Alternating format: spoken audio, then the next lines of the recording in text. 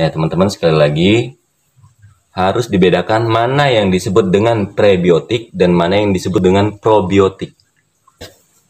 Ini air kelapa yang kemarin saya beli, nggak beli nih.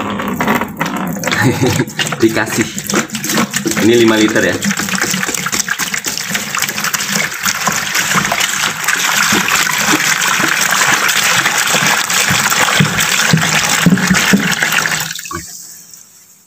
Bau kelapanya seger.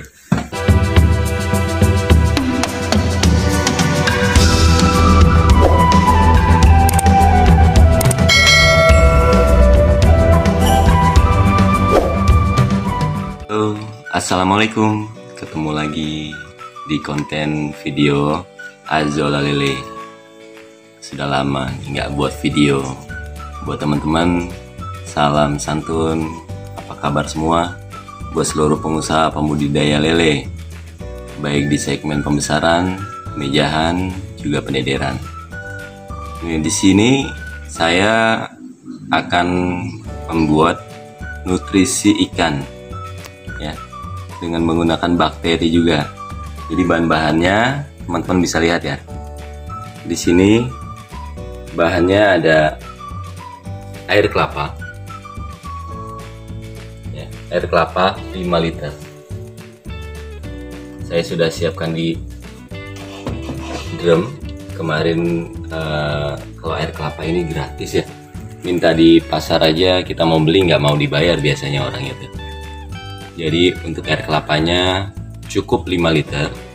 Kita membuat untuk nutrisinya, membuat untuk 20 liter air.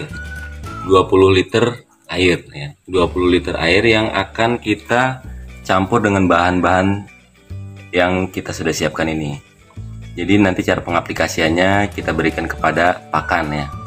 Kita bibis melalui pakan atau konsentrat yang kita punya, apapun mereknya, dan peruntukannya untuk semua ikan ya, bukan hanya untuk ikan lele. Kebetulan di tempat saya untuk budidaya lele pembesaran hasilnya cukup memuaskan ya, dengan menggunakan bahan-bahan yang saya gunakan seperti ini. Pertama, air kelapa 5 liter, air kelapa yang tua ya. Itu fungsinya untuk pemicu pertumbuhan daging. Oke. Yang kedua ada air gula. Air gula adalah prebiotik, bukan probiotik. Prebiotik itu makanan dari bakteri ya, bakteri yang akan kita buat. Jadi bakteri baik ya, bukan bakteri jahat, bukan bakteri patogen. Yang ketiga ada Yakult.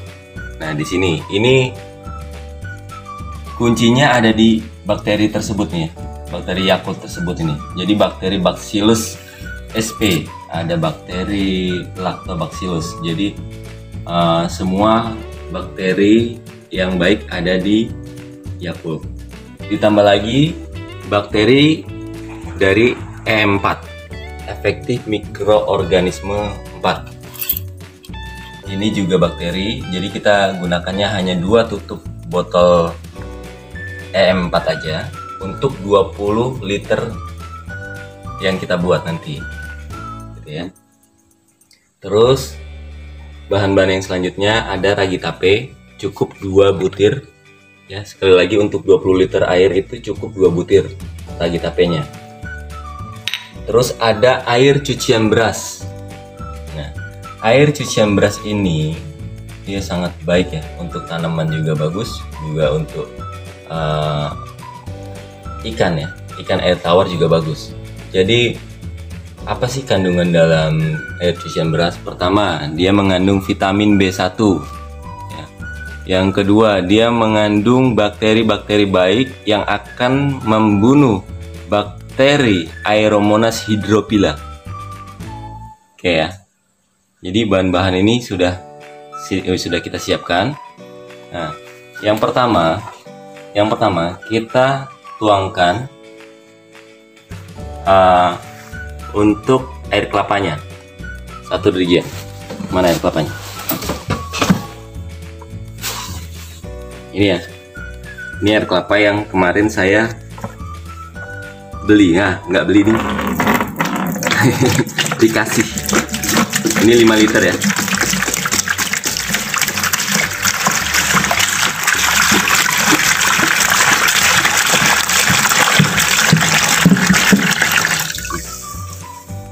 Bau kelapanya seger. Nah, yang kedua kita kasih air gula. Nah, air gula ini makanan dari bakteri ya. Air gulanya kita kasih ini ya. Ini gulanya 1,5 kilo ya. Gulanya 1,5 kilo gula merah. Kalau nggak ada gula merah pakai molase, ataupun sebaliknya, kalau nggak ada molase bisa pakai gula merah. Tetes tebu ya.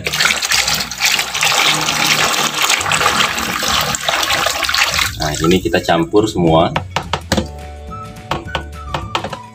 Lalu selanjutnya kita kasih air cucian beras. Air cucian beras ini ada endapannya ya. Jadi endapan yang di bawah ini nih, teman-teman bisa lihat ya. Ini endapannya kalau bisa jangan diambil. Cukup yang di atasnya aja ya. Ini air cucian beras yang paling kental, yang paling pertama itu yang paling bagus karena dia mengandung banyak vitamin ya. Baik untuk tumbuhan, tanaman, ataupun untuk ikan. Ini kita kira-kira ya, ini kurang lebih ada 2 liter air. Nanti nggak semuanya kita taruh.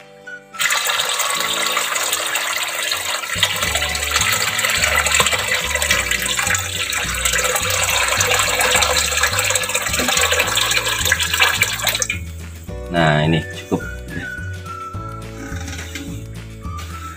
Oke, selanjutnya kalau sudah.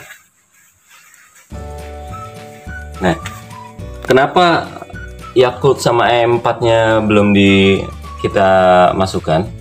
Karena Yakult dan E4 ini masih air gula ya. Ada tambahan nih.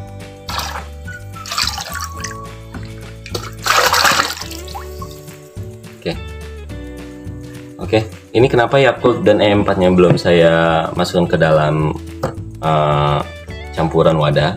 Karena bakteri tersebut tidak bisa terkena udara.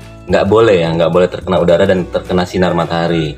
Dia sifatnya anaerob, jadi harus kedap udara. Jadi pemberian Yakultnya setelah bahan tercampur, kita berikan langsung ke dalam drum. Setelah itu langsung kita tutup rapat dengan plastik. Begitu ya. Setelah kita tutup rapat dengan plastik, kita tunggu, kita diamkan paling cepat 7 hari baru kita bisa gunakan. Nanti aromanya jadi wangi tape. Aromanya jadi wangi tape. Kalau berhasil, wanginya akan seperti itu. Tapi kalau tidak berhasil akan mengeluarkan aroma bau busuk.